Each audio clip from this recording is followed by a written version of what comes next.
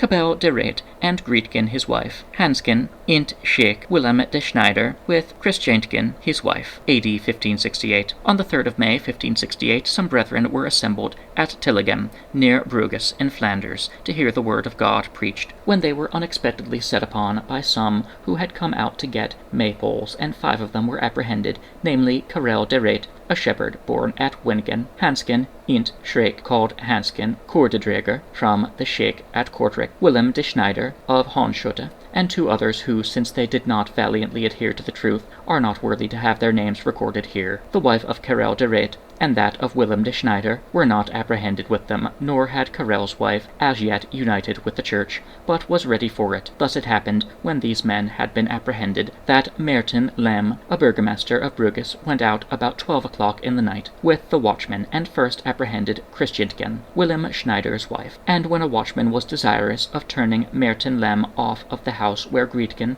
Karel de Raet's wife, was to be sought for, and they were rapidly walking along the fortress between the Assas Gate and Jerusalem, Grietken, with 2 of her children, unexpectedly met them, which caused Martin Lem to say, "See, God gives this whore into our hands." And he asked her, "Where are you going?" Greatly amazed, she replied, "To church." Thereupon he said, "It is no time now to go to church. Where is your husband?" She answered, "You know it well." He asked whether the 2 children were baptized. She said, "No." "Have they no name then?" he asked. "Yes," she replied. "Well, how is this?" said he. "Have they a name before they are baptized?" She replied, "Dogs and other animals receive names. How much more should children that are created after the image of God? I was not aware that my lords of Bruges are so blind yet." "If you want to talk this way," said Martin Lem, "you shall be burnt." "I know it," she replied, "but then the crown of life is prepared for me." And thus these 2 women were likewise taken to prison, where much vexation, pain, and suffering were inflicted upon them, as also upon the 3 men mentioned, to draw them from the faith, but all in vain. Hence first the men were sentenced to be burnt on the Hillige, near Bruges, where they also boldly offered up their sacrifice,